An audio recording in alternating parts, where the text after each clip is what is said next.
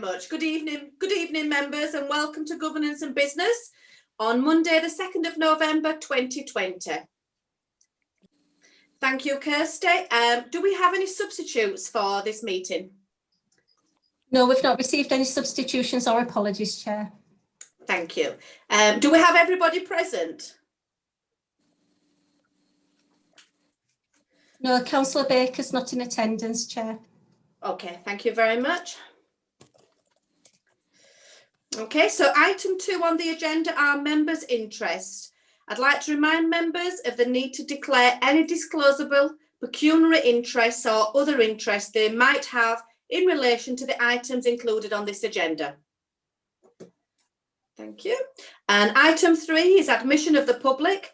This meeting is open to the public, except that under section 100A4 of the Local Government Act 1972, it is recommended that the public be excluded for the following item of business on the grounds that it involves the likely disclosure of exempt information as defined in the stated paragraph of Part 1, Schedule 12A of the Act, namely items 7 and 8, paragraph 4, labour relations, consultations or negotiations. Okay. I have here item 4 on the agenda, minutes of the Governance and Business Committee that was held on the 9th of March. It seems it's such a long time ago. So much has happened since then. So we need to approve those as a correct record. Okay. Have members had a chance to have a look through? Yep. Okay. Chair. Hello. Chair. Hello, Megan. Hello. Could I just tell you I'm now in because I've been stuck and I couldn't turn mute on or get chat, and I've just realised I needed a mouse. I can't do it on here with my finger. Oh, right. You're here. I'm here, unfortunately. Are we happy that they are a correct record? Yes. Okay, so Peter, happy to propose them. Do we have a seconder? Thank you, Brian. Any matters arising from the minutes, members? Chair, Mike? Yeah, Mike. just a quick one, and I think Ian, maybe it was in relation to the street naming, and I think it was Councillor Baker raised this, wanted that local councillors were going to be advised, and I seem to recall Ian saying that was going to be covered under something not necessarily in the minutes. Is that correct, Ian? It was, yes, Ian. covered under the slip rule. I think it was picked up when it went to council. Yes, so it was dealt with under that. Okay, thank you. Chair, whilst I'm speaking, may I make a request, please, just because of a logistical issue I have? Would you mind, Chair, taking item 6 first? No, that's fine. Is that okay? Thank you. Yeah, that's fine. No problem. So we're all happy. No more comments. Thank you. So they are passed. So we'll move on to item 6, which is the meeting timetable 2021-22. Okay. So just grab that. Right. Okay. So I just had a couple of comments around the bank holidays, but they have been highlighted by the look of it. CYPS on the 31st of May and our own committee on the 30th of August. I don't know if anybody else wants to make a comment on that. Thanks, Chair. We would accommodate that when obviously closer to the dates. There is one correction that's required though for Budget Council, which in the report is stated as being the 21st of February 2022. That's described as being the last Monday in February, which on that occasion it won't be, because the 28th of February will be the last Monday. So that needs to be amended to reflect the last Monday of February in 2022 being the 28th. Okay, right, thank you. Members, any other comments? Okay, are we all happy to approve? Okay, all those in favour? Thank you. Sorry, Chair. I was trying to find something. We usually have to have an extra meeting, don't we, for the financial stuff. What's it called, Ian? I've forgotten. There's normally an extra cabinet meeting to allow cabinet to propose its budget, but that wouldn't be set by this timetable. That would be set by cabinet a lot closer to the time. Right. Is it the medium financial statement I'm on about then? No, probably not. Forget me. That would fall under the normal course of events for Right, the meeting okay. timetable. Okay. Right. Okay. Lovely. Thank you for that, Ian. Does that mean you're leaving us now? Is that it? Chair, I would be grateful if I could. There was one other item I was going to perhaps contribute to. That's the item that's to be exempted, dealing with recognition and reward. I would just mention before I depart then that it's within the gift of this committee to deal with matters arising under the terms of employment for officers of the council. So it is within your gift to deal with that item this evening. Okay. And that's regarding item 8, which is the item written 8, Chair, report. yes. Yeah. Yes. Okay. Thank you. Yes. No, thank you very much. Thank you very much for joining, Ian. Nice to see you. Thank you. So we'll move back to item number 5, which is a review of members' learning and development strategy. Yeah. Okay, thank you, Chair. Thank you, Amanda. Thank you. The learning and development strategy is reviewed annually. It's part of our governance arrangements. And the Member Development Working Party looked at the strategy in the summer. And because of obviously the different kind of arrangements that they were all working towards, it was thought that we would kind of build something a little bit extra into the learning and development strategy, primarily around the 70-20-10 framework, which is actually included in your appendix and highlighted in red. And this is probably the most I would think the greatest kind of change to the member development strategy for some time, but it brings it in line with our own learning and development strategy policy throughout the whole council.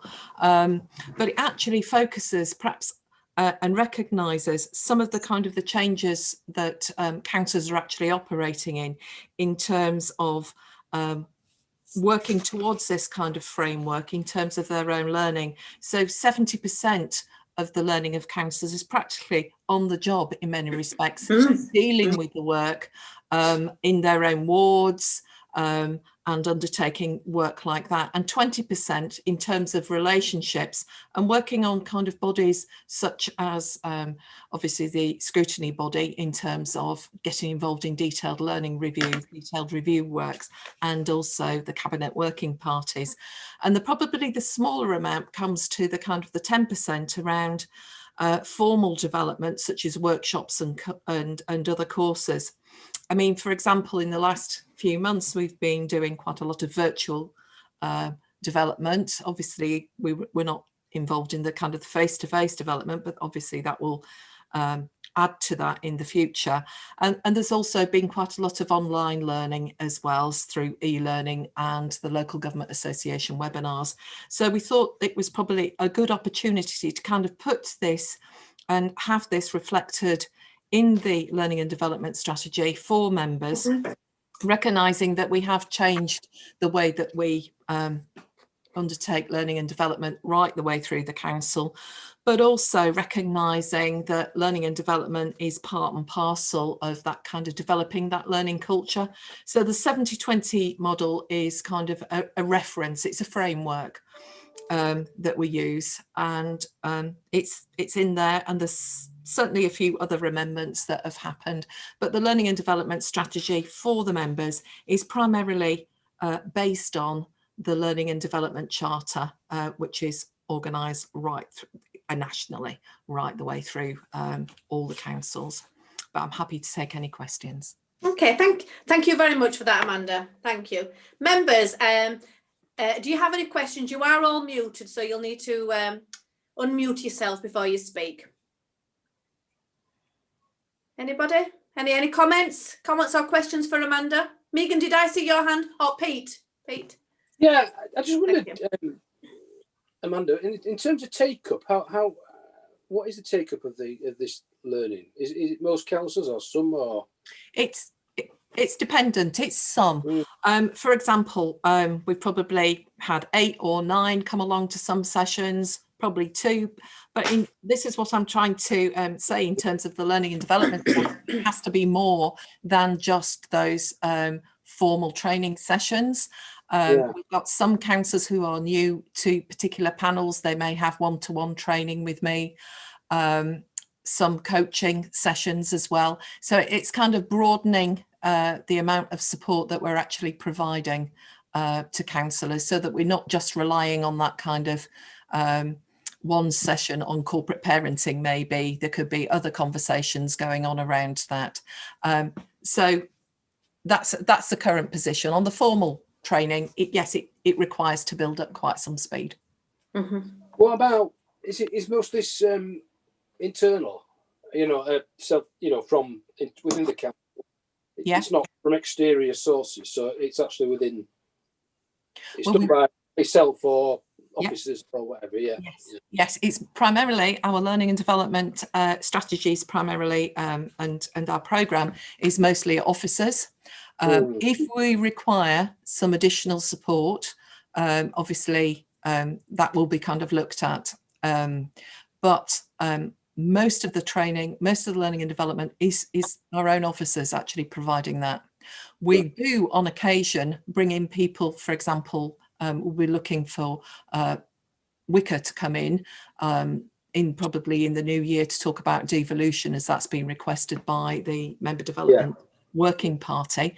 But they're primarily officers within the council or our own partners that we're working with. Yeah, okay, thank you, that's fine. No, that's fine. Thank you, Amanda. Megan, were you indicating? I was, yes. Right, okay, we'll take you. And then Brian, thank you. Thank you. A couple of questions. I'm very alarmed about the mention of officers, but no mention of members. So which members have taken part in putting this together? And there was another one, but I'll let you answer that one. Okay. Amanda, what I do the other one. The Member Development Working Party were involved in obviously reviewing this. That's part of their role. So the members on the Learning and Development Working Party are Councillors Blagborough, Councillor Baker and Councillor Sweeney, primarily. Thank you. Does that answer your question, Megan? Yeah. Was there a second part? I'll leave the Second part? No, it's okay. Okay. Oh, Brian? yes, sorry. Apologies, I'm trying to do 2 things at once and not doing anything right. No, never mind. Go on. You sure? Okay. Well, we can come back to you if it comes. Brian, thank you. Yeah, I was just wondering if there's been any programs put together about this 365 software, and I've got to say I've had a bit of difficulty navigating it, and I'm just wondering, if there is any training related to that. Yeah. Okay. It doesn't form part of the member development programme. However, I have been sending out updates from time to time. So as councillors have been kind of coming through on Office 365, we have sent out a note to everybody. If you've got problems, contact either myself or Beth or Grant Clayton. We're the 3 people, and obviously Andy Morehouse. We're probably the 3 people who've been going through with the councillors on the paperless project. So it's an extension of that in many respects, and we can provide some one-to-one support. If that helps. Can I come back, Chair? I just think that it's fine in saying if you're having problems, get in touch with us. That's not always as easy as it sounds. Yeah. And I think that perhaps when we first went IT, we had quite a number of training sessions where they were basically one of the officers that was fully compliant with the 365, the software used to give us usages on we used to go down to the town hall Yep. And we'd have a training session. They'd go through how to get through certain programs and various other things. And, Okay. and obviously that's not happened since this 365 went in. Okay. And it's that kind of training. I mean, rather than saying, if you're in trouble, give us a ring. Yeah. Okay. That will be taken on board then, councillor. If that's what is required, we'll make sure that we put some special sessions included on that, whether they're held during the day or in the evening. Okay, thank you. Okay. Thank you, Amanda. I think that'd be very much appreciated. Stephen, do you want to? You're on mute. On. Thank you, Chair. Yes, it was just to say, congratulate Amanda for her perseverance with this, because it is quite difficult. I know from the sessions I've attended to get large numbers attending, but I really do believe that in this program, and I think it's a good thing, and if for no other reason, I've tried to support those meetings I've been able to as far as I can. But I hope that Amanda will be undaunted by sometimes the lack of attendance, but just put this point that sometimes different councillors have different workloads, but sometimes we can be very, very busy. It came as a shock to me when I first came on the council. And sometimes, you know, in any given week, if you've already had a few meetings and no private time, no respite at all, unfortunately, it's going to be training sessions that suffer. That's the nature of it. So I would just say, Amanda, keep up the good work. And it's essential work. It's good. And I know you believe in it. And I'm sure most of the councillors, if not all, also would endorse these views. But, you know, if I can't come sometimes, believe me, I do feel guilty about it. Thank you, Chair. Thank you for that, Stephen. I think a lot of us could appreciate that. Sylvia, thank you for joining us this evening. And then Mike. Has everybody who's actually a member of the board spoken who wants to before I come in? Mike's indicated that he'd like to speak. Well, let him go first. I suspect, Sylvia, we're going to be saying the same thing. I hope we're going to be saying the same thing. This could be very embarrassing of me.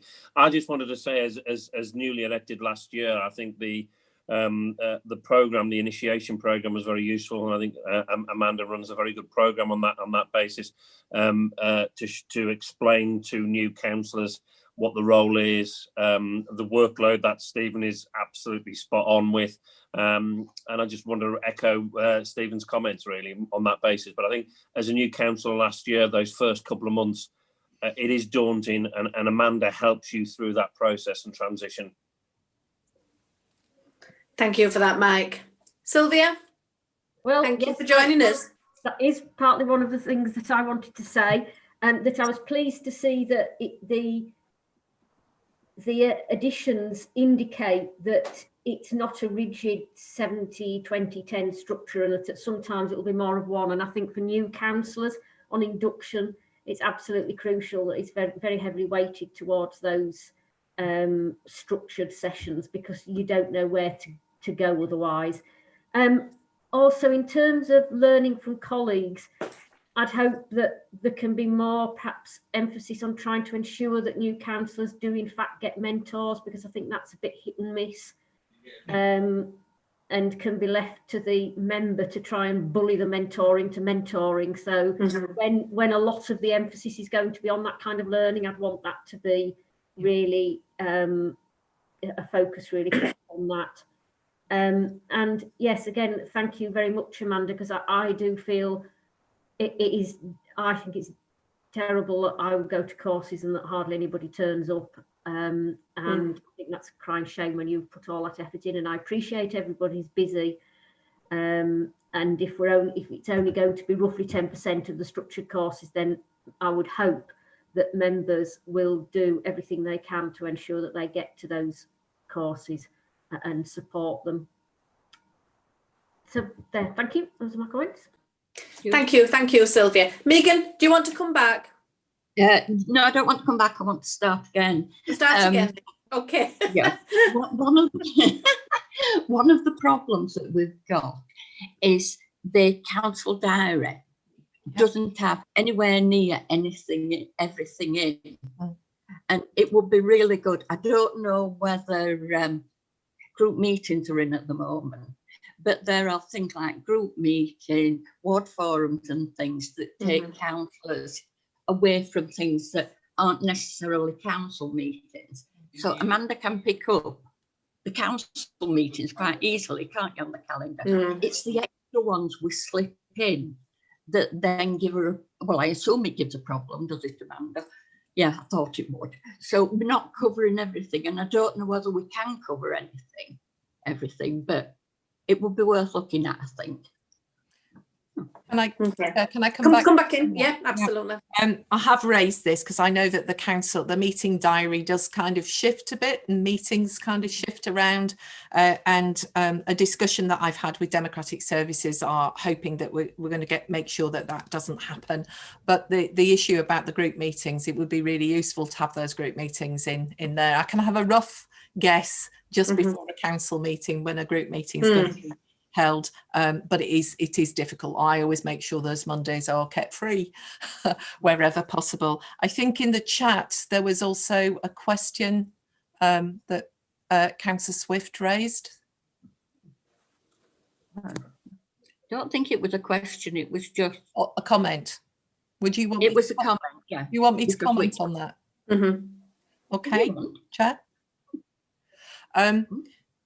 Obviously, because we're all using Zoom, it does change the way in which we actually train, and it can be fairly formal. It's not as kind of a free conversation as such, but support and information will be sent out and has been devised by Workforce Development to ensure that everybody is comfortable about delivering to councillors using Zoom. So I just want to mention that. Thanks, Amanda. Okay. Thank you, Amanda, and thank you for all the work you've done on this. Thank you. So, members, we are required to take a vote if we're happy to accept the new strategy. So, all those in favour, please. Okay, thank you. That's carried. Thank you very much, Amanda. Thank you. Now, we're just going to take a moment because the next items are exempt for courtesy